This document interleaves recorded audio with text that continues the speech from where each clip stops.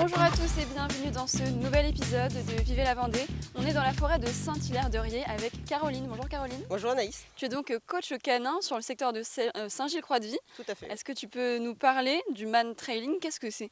Donc le man training, en fait, c'est un exercice de recherche de personnes égarées, de personnes disparues. En gros, pour vulgariser, en fait, un cache-cache géant où en fait le chien avec une odeur de référence. Là, on voit que le chien en fait est déjà parti en fait sur sa piste.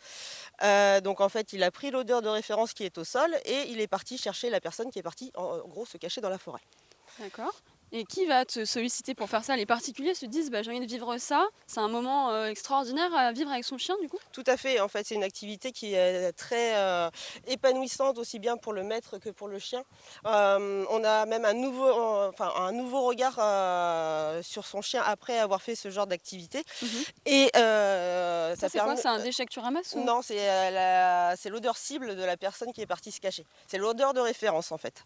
Le chien, comme en fait on travaille dans des endroits en fait divers et variés, on peut avoir différents passages de personnes, mais ça c'est l'odeur de la personne que le chien doit retrouver. D'accord.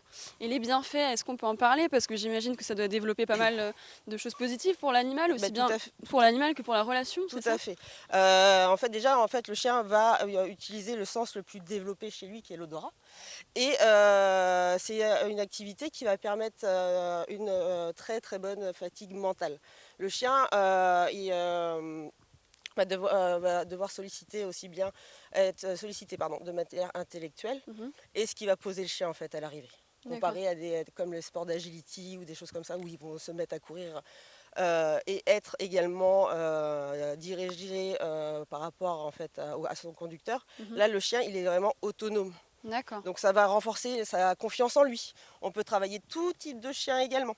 Des chiens qui sont sensibles, des chiens qui sont réactifs humains. Toutes les races aussi? Toutes les races. Ça peut être un chihuahua? Ça peut être un chihuahua. Ce week-end j'avais un York croisé chihuahua. Ok. Et j'avais également en plus grand chien que j'ai eu un chien d'Amérique, un chien loup d'Amérique, qui a 20% d'hybride loup. Et qui est un poney, hein, il m'arrivait là. C'est fou. Et ça veut dire, alors je crois que ça vient des États-Unis. Oui, tout à fait. Est-ce que tu sais pourquoi c'est arrivé aux États-Unis, pourquoi c'est arrivé en France et pourquoi ça plaît en France? En fait, c'est une activité qui, comme je disais, qui va apporter, où le chien est complètement autonome en fait dans sa manière de recherche. Le conducteur doit lui faire confiance parce qu'en fait, c'est le chien qui est maître de son activité. Donc le maître va le suivre avec une longe. Mais il est complètement en fait complètement autonome. Voilà, assez libre finalement dans ses recherches. Et il va utiliser ses capacités olfactives. Donc là, qu'est-ce qui se passe? Enfin là, on ne trouve pas le chien. Là, le chien, du coup, je pense qu'il a retrouvé la victime. Donc si on se retourne, on devrait en fait en toute logique. Normalement. Ça arrive, j'imagine, les couacs aussi. Ça arrive les couacs de temps en temps, mais suivant les méthodes, c'est assez rare en fait. Mais du coup, c'est pour trouver des personnes disparues. L'objectif à la base, c'est ça? C'est ça. Donc là, je pense que tu dois voir le chien derrière l'arbre. Comme il s'est arrêté, normalement, il devrait avoir retrouvé la personne. Donc d'habitude, normalement, je suis en fait le binôme de A à Z. Donc là pour l'exercice aujourd'hui. Et là, en fait, la récompense à l'arrivée. Donc nous avons Béa qui était la personne disparue. Et nous avons Floki et Jade qui ont le binôme qui a retrouvé la personne. C'est un franc succès. C'est ça. Eh ben, on peut parler peut-être avec Jade. Tu es la cliente, c'est ça? On va peut-être transférer le micro. Tout à fait. Pour voir, avoir ton opinion. Ça fait combien de temps que tu pratiques le man trailing avec ton chien alors? Eh ben, ça fait un petit moment, voilà, on commence tout juste, mais il adore ça, donc c'est chouette. Il est super Attention content. de ne pas tomber. Hein, oui, c'est bon. Qu'est-ce que ça t'apporte toi en tant que maître de chien? Déjà, c'est la relation qu'on a avec le chien qui est super importante. J'ai un chien qui adore ça, donc forcément, la relation qu'on a par la suite, elle est toujours plus chouette. Ça le fatigue aussi énormément. C'est une bonne fatigue. C'est une très bonne fatigue. C'est une fatigue où vraiment, après une piste, le chien peut dormir et ronfler, hein, vraiment. Donc c'est vraiment une fatigue qui est très très chouette pour lui.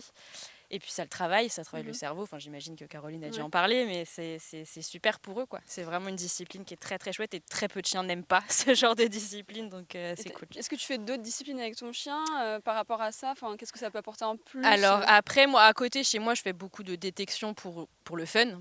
Voilà, je lui balance ses croquettes dans le jardin. Donc tu l'entraînes un peu quand même. Ouais, je l'entraîne à mon niveau et vraiment pour le fun dans le jardin, chez moi. C'est pareil, c'est quelque chose qui est très très chouette pour lui, donc c'est cool. Ouais. On peut retrouver Caroline pour peut-être terminer cet épisode. Comment tu es venue à être coach canin et à pratiquer? Tu me dis que c'était quand même une passion. Oui, en fait, j'ai commencé en fait les sports d'olfaction il y a quelques années déjà. Ça doit remonter en 2014 pour mes premiers stages d'olfaction, en détection notamment. Et quand j'ai vu en fait qu'on était capable de poser un petit bébé border collie et qu'il fasse dodo pendant 3 jours après avoir justement fait une initiation, on voit que c'est une très très bonne dépense en fait mentale de la part du chien. Et j'ai vraiment adoré en fait, parce que c'est vraiment le sens le plus développé chez le chien. Et puis là en fait, le chien peut tout à fait travailler. Et en fait, nous on va plus ou moins contrôler. Enfin, j'aime pas parler de contrôle, mais en fait, voilà, plus ou moins. En fait, et qu'est-ce que toi, ça t'apporte en fait sur le plan personnel de faire du man trailing? Moi, j'adore en fait voir la relation des chiens et de leurs propriétaires. Voir le chien même arriver en bout de piste, être super fier d'avoir retrouvé en fait la personne. Donc là, en bout de piste, moi, j'utilise en fait des récompenses alimentaires, ce qui permet également en fait de poser également encore le chien à l'arrivée. Si on avait utilisé un jouet, ce qui m'arrive également de temps en temps, suivant en fait le profil des chiens, il va remonter un petit peu plus en excitation. Tu disais même que c'était sain en fait de le faire travailler sur son odorat, c'est une fatigue qui est saine. En fait, le chien n'a pas, dans la vie de tous les jours, ne va pas forcément l'utiliser comme il le souhaite. Quand on fait des balades, le chien veut sentir, on a toujours envie de le ramener vers nous pour pas qu'il aille trop s'éloigner de nous.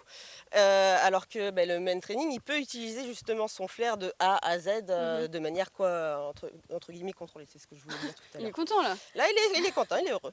Et où est-ce qu'on peut te retrouver? Alors, tu m'as dit quand même le prix, c'est 50 € pour vivre cette expérience-là avec son animal. Tout à fait, parce que du coup, je vais fournir également tout le matériel, la longe, les harnais qui sont adaptés également pour ce genre d'activité. Moi, je veux des harnais qui arrivent en milieu de dos et des harnais qui sont en Y pour le développement également des épaules, pour pas qu'ils soient trop en difficulté également. Donc en fait, je fournis tout le matériel, je fournis également les récompenses pour l'initiation.